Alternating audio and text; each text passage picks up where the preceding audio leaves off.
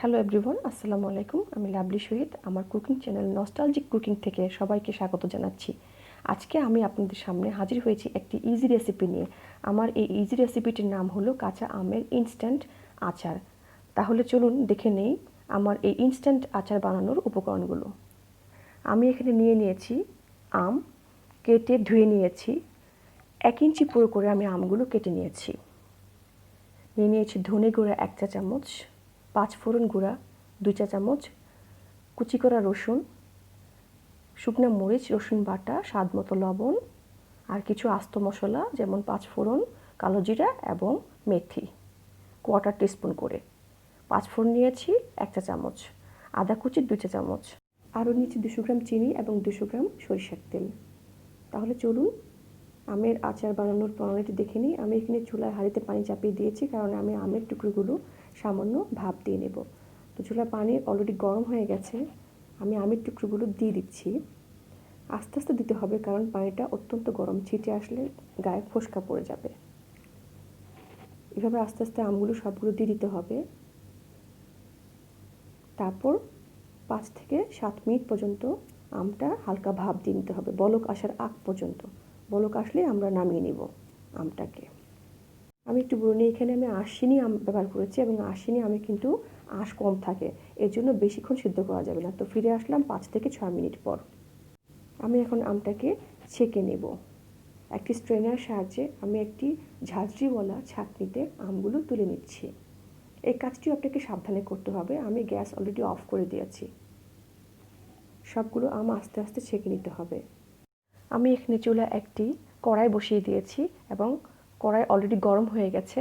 দিয়ে দিচ্ছি তেল, 200 গ্রাম তেল। এখানে তেল যখন গরম হয়ে আসবে তখন আমি এখানে রসুন কুচিগুলো দিয়ে দেব।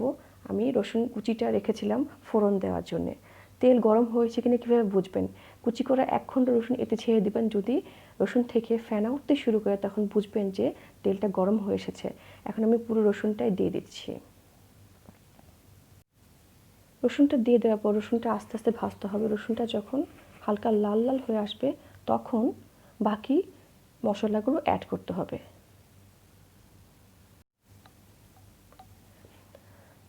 এরপর আমি দিয়ে দিচ্ছি মেথি 1/4 টিস্পুন, এখানে আমি রেখেছিলাম, কালো জিরা 1/4 টিস্পুন এবং কাঁচা 5 ফোড়ন 1 চা চামচ। এই সবগুলো উপকরণ আমি এখন দিয়ে দেব।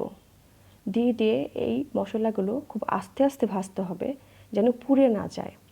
তো দিয়ে দিলাম সবগুলো উপকরণ এবং ভেজে নিচ্ছি।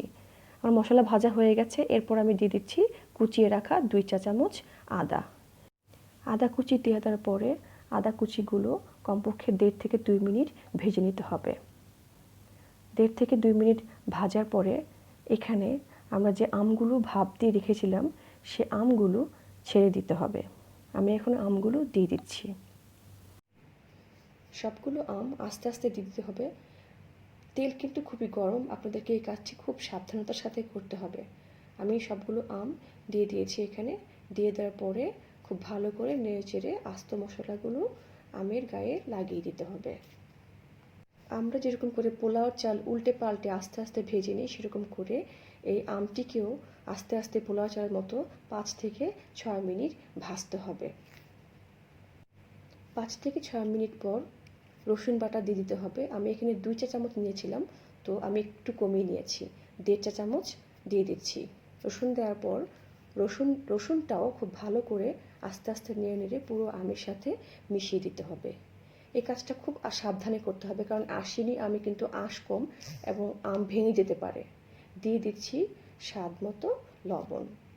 লবণ আসলে টক আচারে লবণের পরিমাণ যদি ঠিক না হয় তাহলে আচারের টেস্ট কিন্তু ভালো আসে না। লবণ দেওয়ার পর লবণ আচারের গায়ে খুব ভালো করে আস্তে আস্তে মিশিয়ে নিতে হবে। আপনাদের মনে হচ্ছে যে আমি এখানে খুব জোরে জোরে না দিচ্ছি, আসলে না, আমি খুব সাবধানতার সাথে এই কাজটি করছি।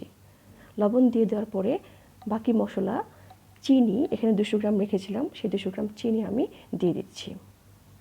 এবং চিনি দেওয়ার পর দেখবেন আচারের গা থেকে পানি বেরোতে শুরু করেছে।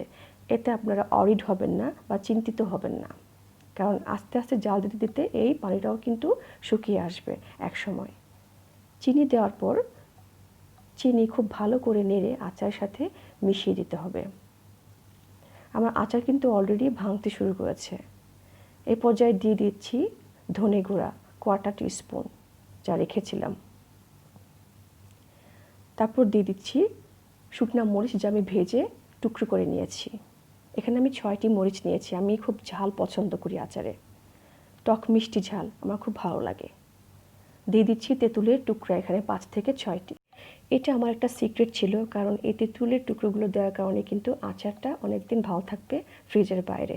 আর আমি যেহেতু এখানে 1.5 কেজি পরিমাণ আম নিয়েছি, আমি কিন্তু এটা 2 দিনই খেতে পারবো না। তাই এটা ফ্রিজের বাইরে অন্তত 6 থেকে 7 দিন ভালো রাখবো এবং ফ্রিজের ভিতরে আরও 6 থেকে 7 দিন।